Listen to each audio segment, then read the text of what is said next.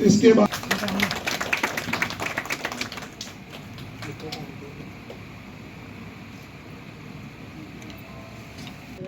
अगर किसी अच्छे काम के लिए हम गुजारें तो अच्छी बात है। सबसे पहले मैं चाहूंगा कि जो यहाँ पे हमारे कामयाब किसान भाई बहन आए हैं, इनमें से अगर कोई आज के दिन में या अपने अनुभव के हिसाब से या अपने खेती बाड़ी के काम के हिसाब से अगर कोई 2 मिनट उस पर गौर किया जाए।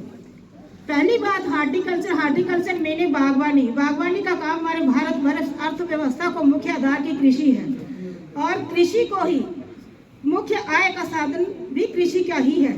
अब हम जम्मू की बात करें तो जम्मू कश्मीर को भारत का हार्टिकल्चर स्टेट कहा गया है, जहां बागवानी के फसलों का क्रेज ज्यादा है। जम्मू कश्मीर की आबादी आजीविका के लिए कृषि एग्रीकल्चर पर निर्भर है। यही कारण है कि कृषि और बागवानी को प्रदेश की अर्थव्यवस्था की रीढ़ कहा जाता है।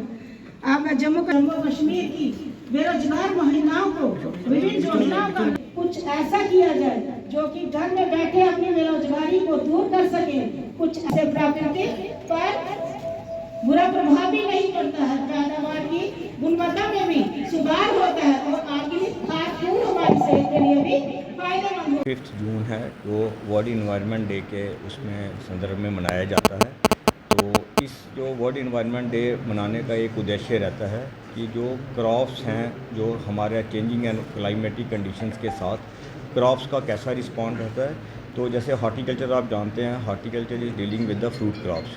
तो इसमें हमने फार्मर्स को भी यहाँ बुलाया हुआ है कि ये फार्मर्स के साथ इंटरेक्शन के लिए हमने स्कॉस के साइंटिस्ट, हमारे subject matter specialist, horticulture development officers, जो फील्ड वर्कर्स और भी हैं, वो आके 1-to-1 फार्मर्स के साथ रूबरू होंगे और फार्मर्स को ये चीज़ बताई जाएगी, जैसे रेजिंग टेम्परेचर, अनटाइमली टेम्परेचर का रेज होना, अनटाइमली रेंस हैं, उस पर्टिकुलर एटमॉस्फेयर में कैसे रिएक्ट करना और किस टाइप की क्रॉप सिलेक्शन हो।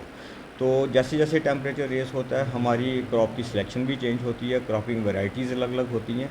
तो उनके बारे में एक हमने अवेयरनेस प्रोग्राम भी यहाँ पे रखा हुआ है, जिसमें काफ़ी तादाद में हमारे फार्मर्स और स्पेशली महिला फार्मर्स जो बेसिकली हॉर्टिकल्चर से वाबस्ता रहती हैं, तो फ्रूट प्लांट्स लगाती हैं, तो इसलिए उनको भी यहाँ एक ट्रेनिंग प्रोग्राम टाइप रखा हुआ है, जो एनवायरनमेंट के रिलेटेड उनको एक ट्रेनिंग दी जाएगी।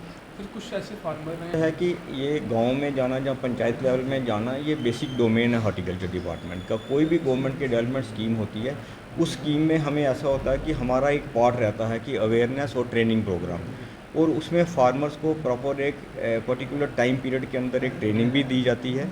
और गवर्नमेंट स्कीम्स में जैसे सब्सिडी पैटर्न्स है, वो कैसे अवेल करना है, और प्लांट्स कहाँ से मिलेंगे, और वैरायटीज़ कौन सी होंगी, ग्राफ्टेड प्लांट्स कैसे होंगे, और ग्राफ्टिंग की टेक्निक्स क्या होती हैं, कौन कौन सी नर्सरीज अवेलेबल हैं, कुछ एम्प्लॉयमेंट जनरेटेड स्कीम्स हैं, उनके बारे में ये सारा कुछ बताया जाता है फार्मर्स को, कि फार्मर पूरी तरह डिपार्टमेंट के साथ जुड़े और डिपार्टमेंट की वर्किंग या जो भी डिपार्टमेंट फैसिलिटीज़ फार्मर्स को दे रहा है, उनको वो फ़ायदा ले सकें।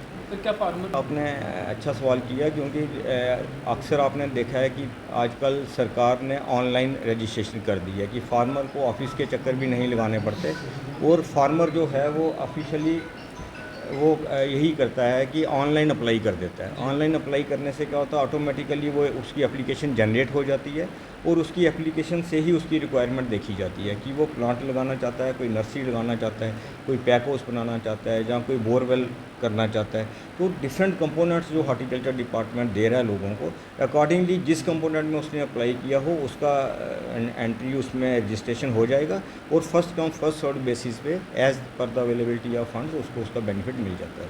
आखिरी को हम यही संदेश देंगे कि ज़्यादा से ज़्यादा पौधे लगाएं, ये तो संदेश है ही है, और ज़्यादा से ज़्यादा पौधों में भी फ्रूट क्रॉप्स के ज़्यादा लगाएं। फ्रूट प्लांट्स के ज़्यादा लगाएंगे तो 2 फ़ायदे होंगे, ऑक्सीजन भी साथ में मिलेगी और खाने के लिए फल भी मिलेगा। धन्यवाद।